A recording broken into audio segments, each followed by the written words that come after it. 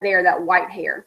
Okay, Horace Greeley. So please, okay, make sure you know he's one of those that really wants to do like investigative reporting. He wants to sell papers, and he wants to provide more than just a schedule of events. Okay, he wants to provide stories. Okay, then we have the theater. You don't have to know much. Just note that the theater was available to all classes, and depending on what you could afford, there were different levels in the theater. Okay. Speaking of shows, next thing we have is what we call minstrel shows. Okay. Put a star next to this. This is super, super important, like in terms of like social inequality. Okay. College Board loves this kind of stuff. Okay. So this is basically a show where you see the phrase what's called blackface today, where you typically have white actors who put like shoe polish on their face, and then they act like silly and happy-go-lucky and stuff.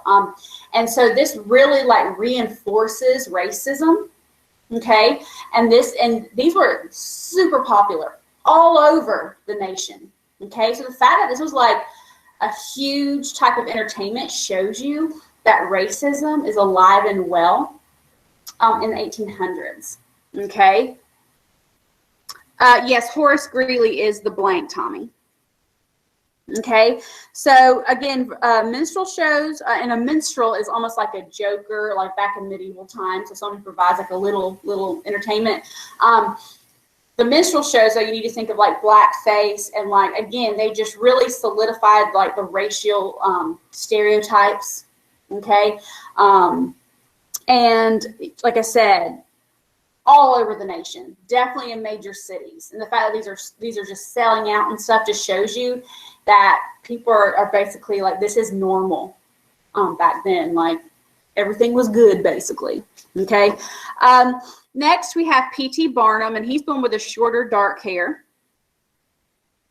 Okay, and if you've seen The Greatest Showman, there are some accuracies there. Okay, but he wanted to basically provide another form of entertainment. He created something called the American Museum, and basically capitalized off of people's curiosities. It's basically like your sideshows. Like he had Tom Thumb. He had the Joyce Heth, who was like apparently the 169-year-old nurse who raised George Washington. Okay, was she alive? No, but again, people would pay him so they could see it. Okay, and it was just another way of providing an entertainment outlet.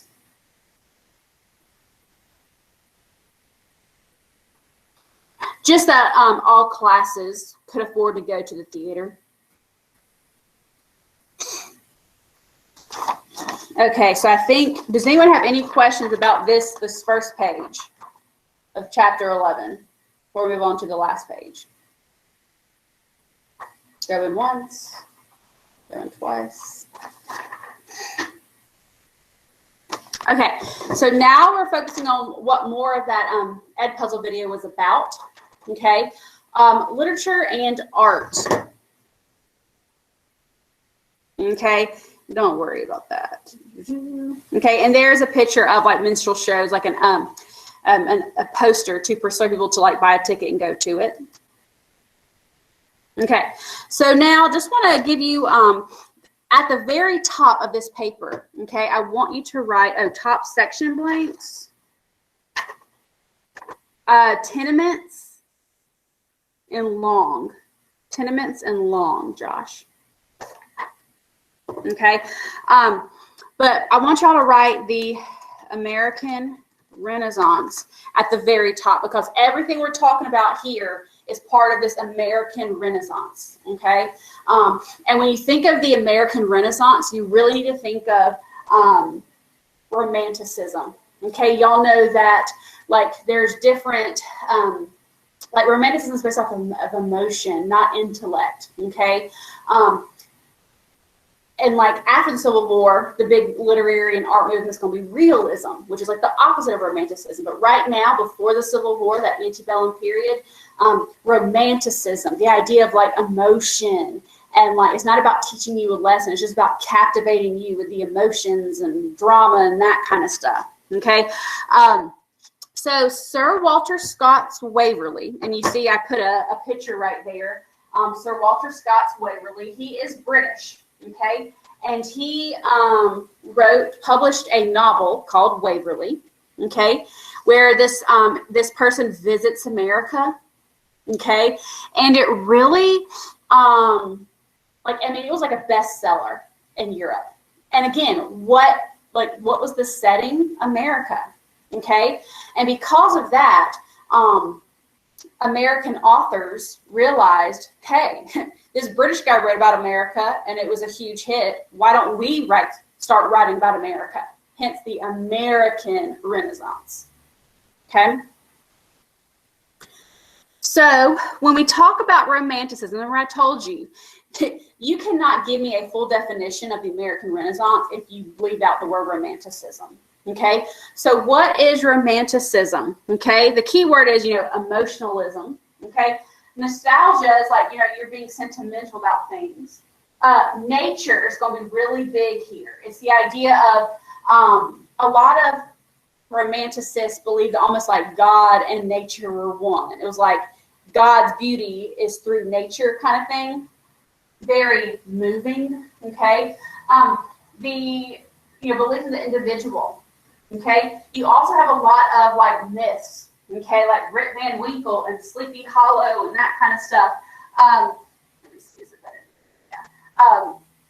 And again, this wasn't about intellect; it was just about captivating you and attacking, your emotions, basically. Okay, and it wasn't just like a literature movement. This is, we'll talk about that Hudson River Art School, and this kind of captivates some emotion here too. And you can't really see it, but they're immigrants in the Conestoga wagon, and they're crossing the prairie. And again, it's just talking about like this majestic feel when you see this. And again, this is American's landscape. Okay. All right. So basically, the American embracing of romanticism is what we call the American Renaissance. Okay, the heart of the American Renaissance involved New England authors, so sometimes it's called the New England Renaissance. And again, this is the heart of it's the 1830s, so just like the Great Awakening. Okay, the second one, until the end of the Civil War. Okay, and there's lots of famous ones pictured here. You have like Edgar Allan Poe. He's considered a dark romantic, meaning like a Gothic romantic. Emily Dickinson, who wrote lots of poetry and also lived a secluded lifestyle. You have Emerson, who gave speeches and then will write the text to his speeches and publish those. Catherine Beecher, remember I told you she will talk about how women need to become teachers and have higher education. You have Walt Whitman. Okay, lots of different people who make up these romantic authors. Okay. Also want to point out that we will have our own kind of architecture at this time. You can see how we take things from Rome and Greece and we make them ourselves. So if you look at the Capitol building as it was in 1820, okay, remember the War of 1812, damaged a lot of it. They're really kind of embracing like Roman columns and that kind of stuff, like the Parthenon. But this is like our U.S. Capitol. So we're really, embracing that. Okay, so now we're going to talk about this, and just know you might have some blanks. Like you can see, mine, I have blanks, okay? So don't freak out, okay? I'll let you know. So the first person we're talking about is Washington Irving, okay? What I would do in that box that says Washington Irving, I would write short stories, okay? He wasn't really known for novels, not really poetry. It was his short stories. Okay, and the two probably most popular would be Rip Van Winkle, okay, and The Legend of Sleepy Hollow. I think more people are familiar with the legend of Sleepy Hollow. There's Ichabod Crane, the Headless Horseman, you know, that New England feel, okay? Again, these are both like made up stories, more like myths and folklore, okay? But the settings took place in America. And so you'll see people, the fact that they're writing about America means like we're creating a new American culture, thus American identity, okay? His main messages, just put legends, because again, these are just like these myths, these folklore stories that just captivate you, okay? And I'm not going to make you know any notable characters, so don't worry with that. And what is interesting is he is like the first short story author to get like critical acclaim, like to be famous, an American short story author in terms of around the world. So the first man or author to receive a lot of praise internationally for his American short stories was Washington Irving. Okay. Next, we have James Fenimore Cooper. Okay, he is the first American novelist. Actually, read a whole book. Okay, multiple books that to receive international popularity. Okay, and there are two that we really need to focus on. One is called the Leatherstocking Tales.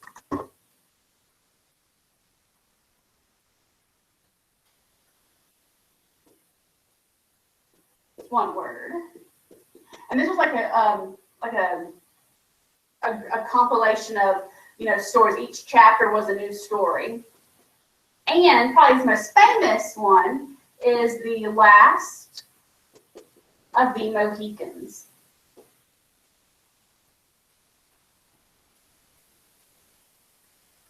And in case you can't read that far, for those of you who are, I'll spell Mohicans for you. That's probably the most famous of his.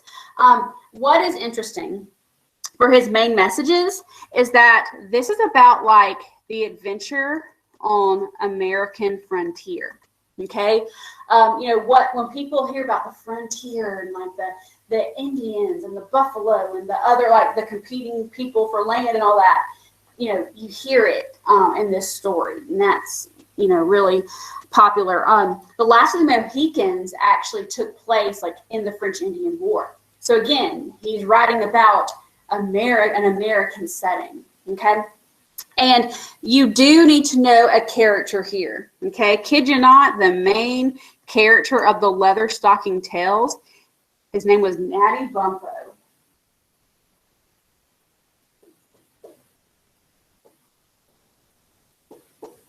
I'm like, okay, we got a creative name there. And he is that person who goes to the frontier and, you know, has to fight, you know, natives or work with the natives. And, you know, there's lots of, you know, bear attacks and all that kind of stuff, okay? Just the idea of, like, adventure on the frontier.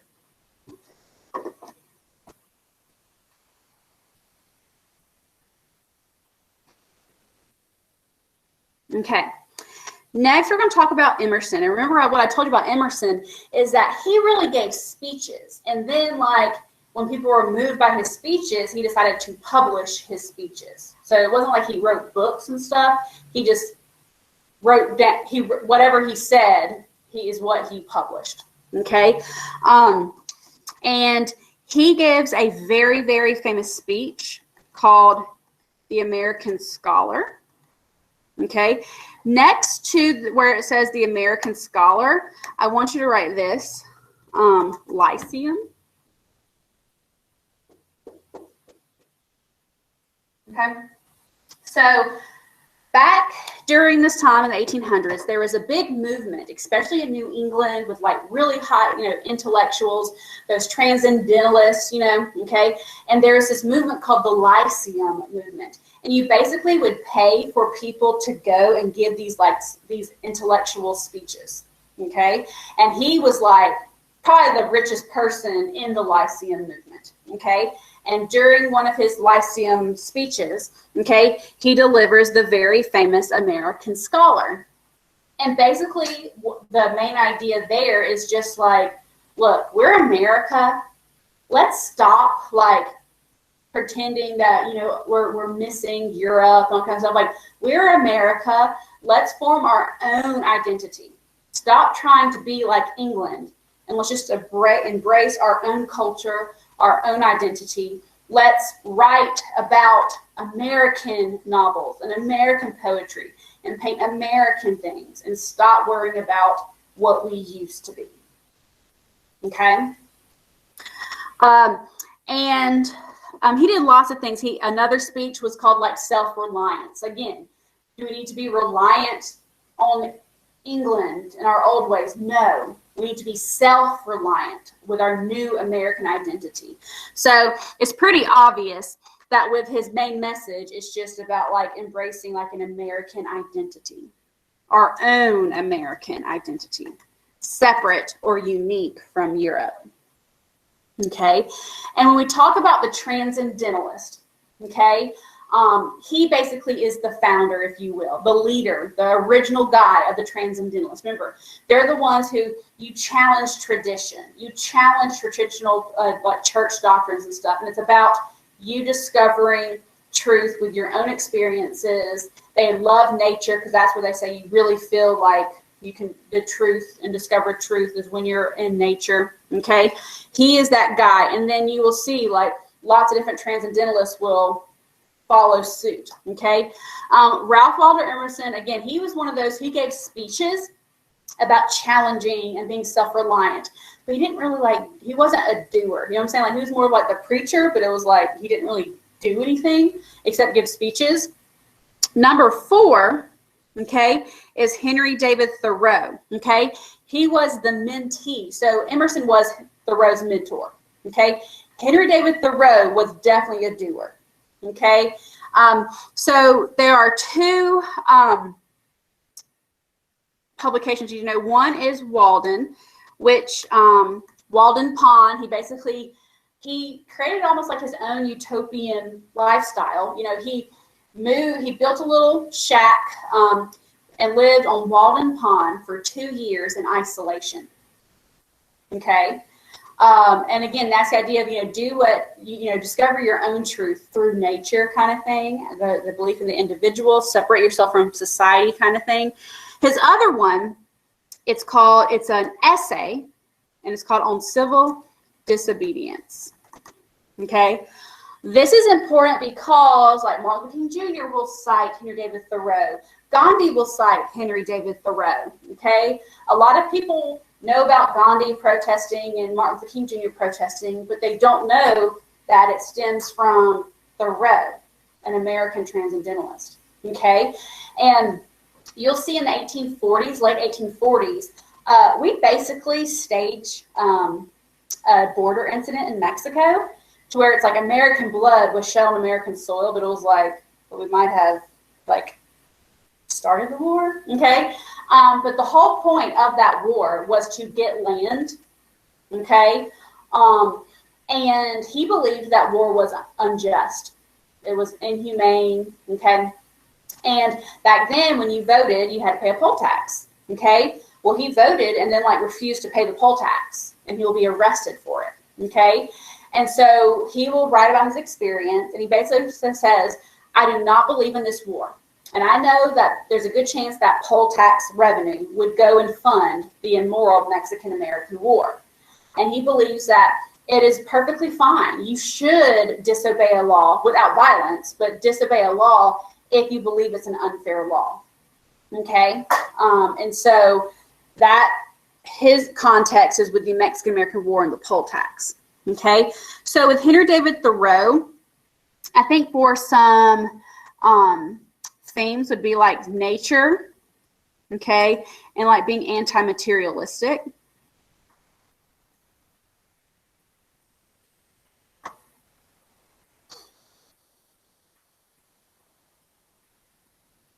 Oh, and I misspelled materialistic. Sorry about that. Okay, next we have Walt Whitman. He is another transcendentalist. What is interesting about him, he is mainly a poet, okay?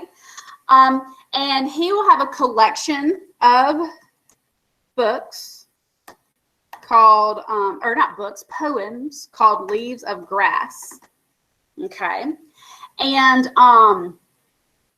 he is considered, remember, he's a transcendentalist, so he's going to kind of go against things, okay? He was like a homosexual, so that already in the 1800s is like, you know, a going against society, okay? But he loved America, okay? A lot of his poems were about America, okay, and his love for America, okay? The problem, though, is that he was very expressive in his poetry about how much he loved America, and so he was considered very crude for the time, okay? Yeah, one time I was like, I'm going to read a little excerpt, and I learned early on I will never do that again because it was pretty crude even for 2020, okay? Let's see, little pop culture trivia, okay, because I know we got to break it up sometimes. What TV show involves Walt Whitman's Leaves of Grass? Anyone know what I'm talking about? You know, Emery? Nope. Anyone? Yes. Good job, Walker. Yep, Breaking Bad. Okay, good show. So there you go, Walt Whitman, Leaves of Grass. And how I kind of remember that, it's like Walt Whitman's Leaves of Grass, he was very crass, like crude. And I mean, it, like I said, 2020 was like, he really loved America, okay? All right, so next, okay, we have another transcendentalist. What's interesting about this person, she's a female. We haven't talked about a female transcendentalist. That's going to be Margaret Fuller, okay? And she wrote an essay called Woman in the 19th Century. Woman in the 19th Century. Okay, she rejects separate spheres. Okay, interesting background about her is that you know, her father wanted a son. Okay, and like that did not happen. You can't really choose that, you know. And he basically was like, well, I saved up money.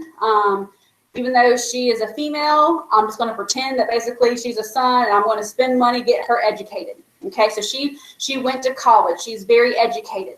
Okay, and so she's not going to be okay, like getting married and giving up her career, you know, all that kind of stuff. So she will reject separate spheres, and she encourages women, if you don't want to follow the code of domesticity, you don't have to. Okay. She also was co-editor of the Transcendentalist magazine called The Dial, like, well, I guess phone dial, but I don't even know if that's an outdated word now. Okay, The Dial, with Emerson and Margaret Fuller were the co-editors of it, and that's what you call the Transcendentalist magazine. Okay, all right. Next, we have another transcendentalist, Nathaniel Hawthorne. Okay, let me know with a thumbs up who's doing some Nathaniel Hawthorne, or who has done some Nathaniel Hawthorne. 11th grade. Okay, a couple people. Okay. All right. Okay, now be honest. With the Scarlet Letter, give me a thumbs up or thumbs down. Did you like it?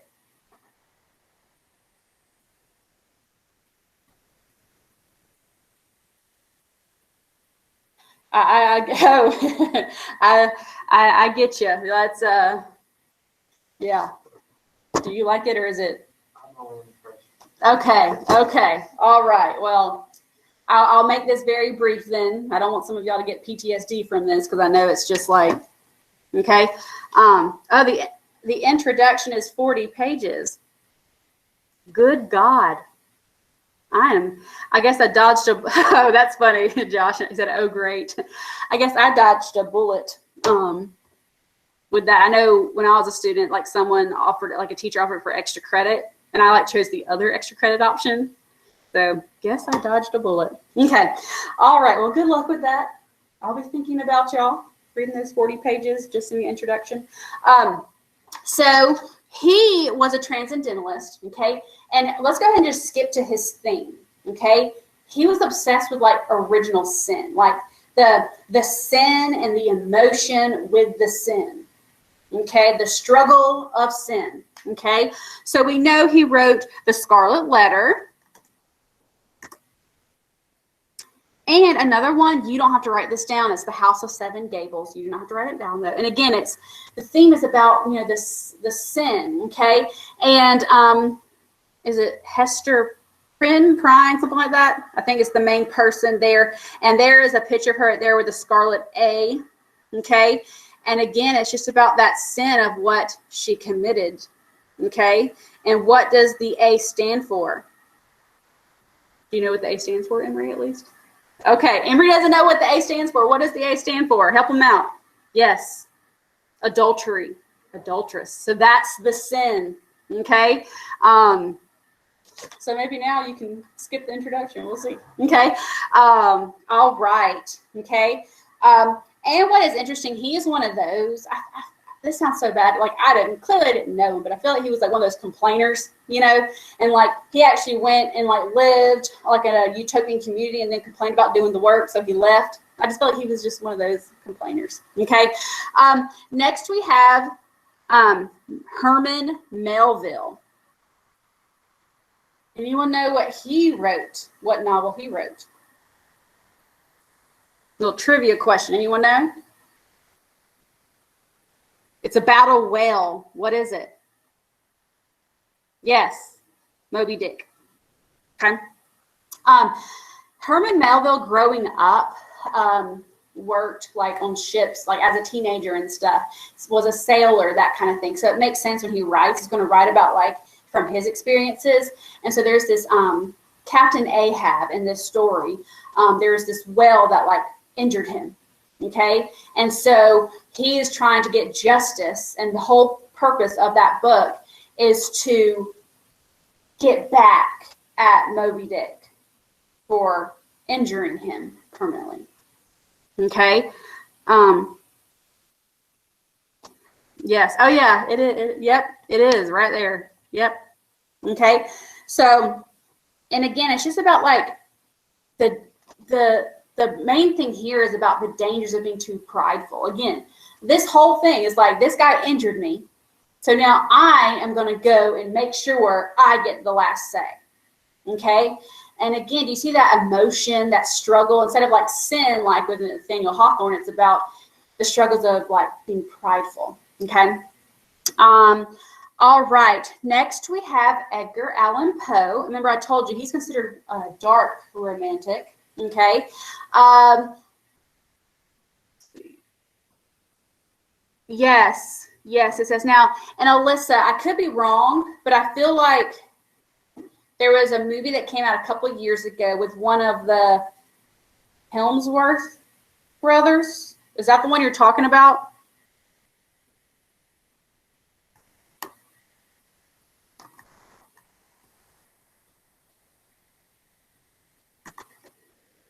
But I mean, it's just all about like getting back, and it's like, really? You gotta? Okay. Awesome. Okay, so Edgar Allan Poe mainly was a short story author. Okay. And they're very dark, but again, when you read the stuff, it's very gifted. It's very, it's unique, but it also plays with your emotions or like suspense. Okay. Yeah, I'm pretty sure that's who it was, Alyssa, but I'll have to check. Okay. All right. So, what are some publications I remember I read a lot, like in middle school and ninth grade. What were some of his publications? Or I wouldn't even say publications. He just, he sold his short stories when he could. Yes, The Telltale Heart. I remember that one. The Raven. I would write down The Raven. College Board likes that one a lot. But The Telltale Heart, to me, like, that one left more of an impact on me, I guess. Oh, The Mask of the Red Death. Okay. I think there's one called Hop Frog. Okay. Also, I remember the one that kind of freaked me out when I read it when I was younger was The Cask of Amontillado. Y'all remember that in ninth grade? Okay. Yeah. So I was like, and it's just very suspenseful, very dark. Okay. But again, it plays with your emotions. Okay.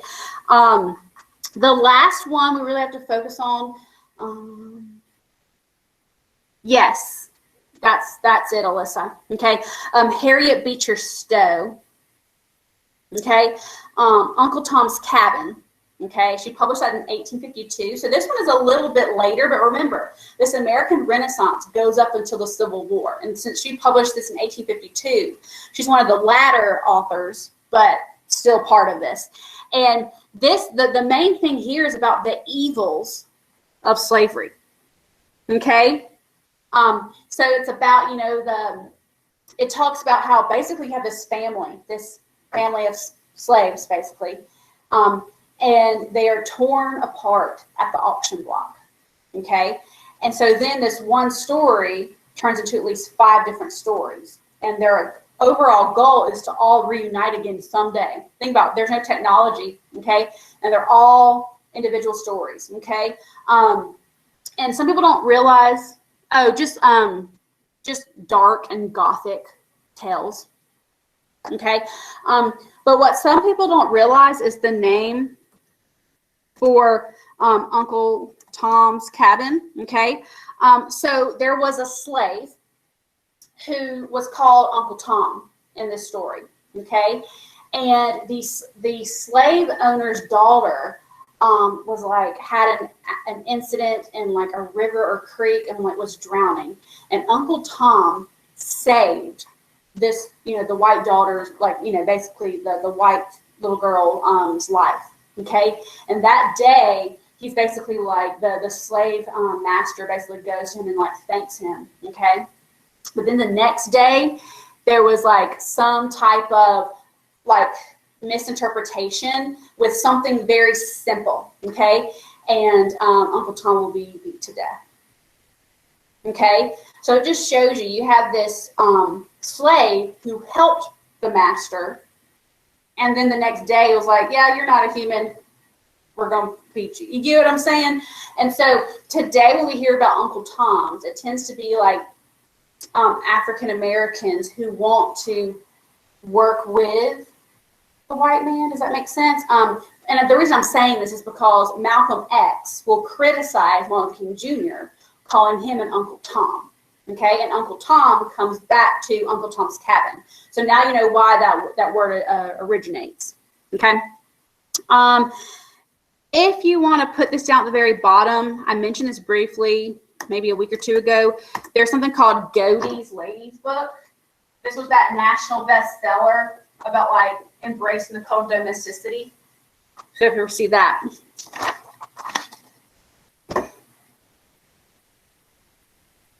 And I will say, has anyone ever been to Poe's and I guess it's on Sullivan's Island in South Carolina? Just making me think about this. Walt Whitman is just a love for America, and Margaret Fuller is basically rejecting separate spheres. But, you know, one of the little islands off of Charleston Sullivan's Island, and he actually was like stationed there when he was in the military. And so there's a place called Poe's Tavern today. And what's kind of interesting about it is it's a really, like, the burgers, like the meat's like this big, okay? And what's cool about it is like every burger is named after something. Like there's the Raven, there's the Hot Frog, there's the Telltale Heart. So if you're ever in the area, you can, you know, go there now. It'll be a nice little thing. Okay, so next we have this art movement, okay? This was not an institution. This was not a building, a school, okay? This was a group of painters, and they called themselves the Hudson River Art School or Hudson River School, okay? And they really focused on nature and a lot of American landscapes, okay? Because again, in the past, it was like, oh, painting European stuff. Well, now it's no, let's focus on American stuff, okay? And you see the use of light here. It almost looks majestic, okay? Thomas Cole, okay, that's that last blank. He is the founder of this group of painters called the Hudson River Art School. And he really focused on the beauty of American landscapes, okay? So it's like, look how, we have pretty things too, okay? So let me show you just a couple more things, and then we are finished with chapter 11.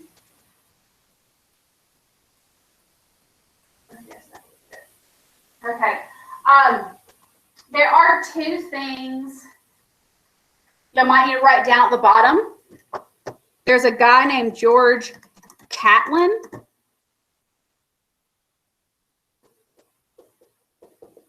Okay, and he painted, he focused on the Native Americans, like during this time. And so again, that's an example of American, focused art. There's also Frederick Law Olmsted.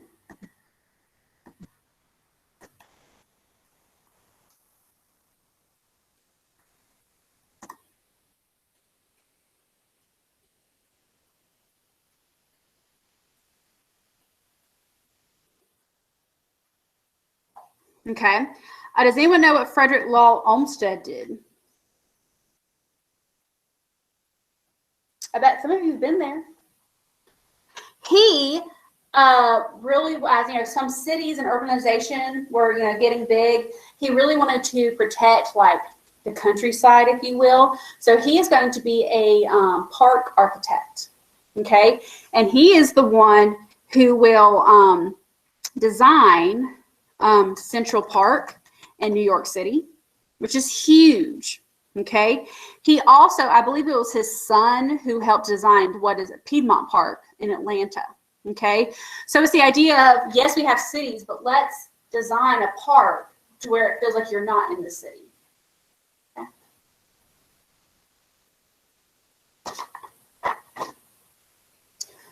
All right, so we are done with chapter 11. Chapter 12 should have less information compared to chapter 11. So you see, when is your quiz? Your first second 9 weeks quiz.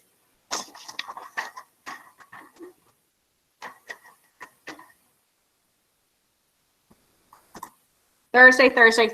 Good.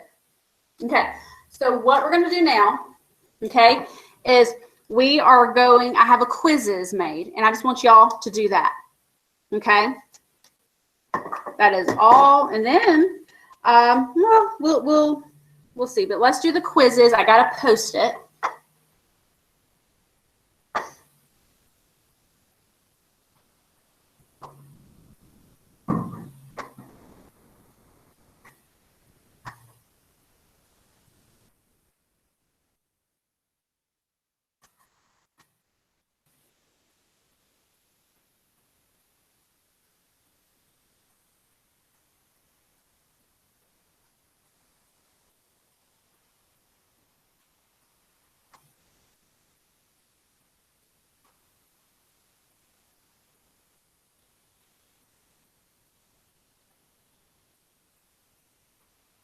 Okay, it is posting now.